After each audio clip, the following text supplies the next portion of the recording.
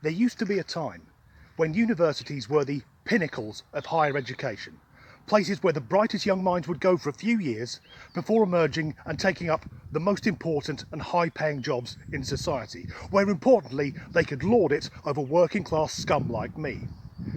But more and more now, unis seem to be places where youngsters go to be indoctrinated on how to be offended by everything, and also learn the skill that no matter what situation they find themselves in, they can paint themselves as the fucking victim. So it comes as no surprise that here in the UK, the University of Manchester has issued guidelines to its staff banning them from using certain words lest they cause offence. So today we'll have a look at some of these words and reflect on how this would work if it were rolled out to society in general. First to go are any words connected with age. So young people is now no longer acceptable, it's just people. Also the term pensioner or old age pensioner have been replaced by over 65s or over 75s.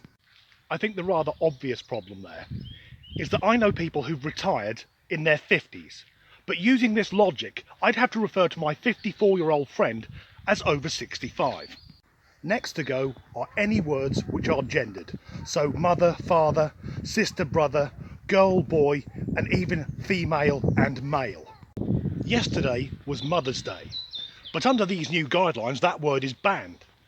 And it wouldn't even be called Parents' Day, because staff at the University of Manchester have been told to use the phrases individual or guardian. Happy Guardians' Day. Instead of brothers and sisters, it's now just siblings, although to me it feels like they're making work for themselves. Because if I ask someone, how many siblings do you have, and then had to follow it up with, and of that number, how many have penises, and do they still identify with the gender they were assigned at birth, that takes a lot longer than saying, have you got any brothers and sisters? Banning the terms male and female is going to make it interesting for anyone at university studying electrical engineering. Because in electronics there are parts which are referred to as male and female. Do they now have to be gender non-binary?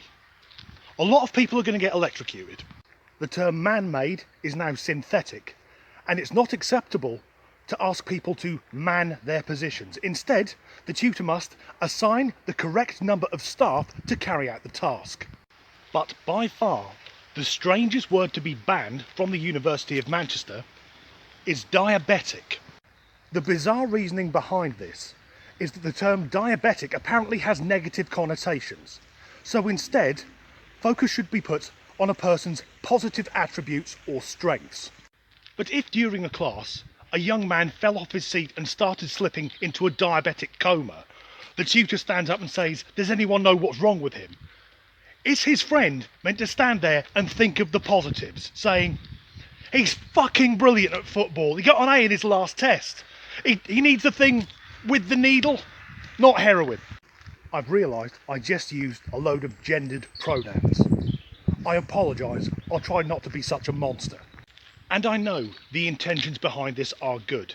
It's to be more inclusive, more welcoming to minority groups.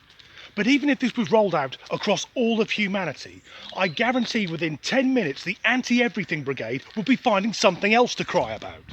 The last time I was at a university was a couple of years ago. I'd gone along for a gig, and I caused offence without intending to, by asking the woman behind the bar with her green hair and multiple facial piercings if she could tell me the way to the gents. And she gave me a look which implied if she could have rammed a screwdriver through my eye socket in that very moment, she wouldn't have hesitated. Because she furiously said to me, all of our bathrooms are gender neutral. So I replied, sorry, can you tell me the way to the bogs? So that's the future of academia. Banning its staff from using words referring to reality. As ever, thanks for watching.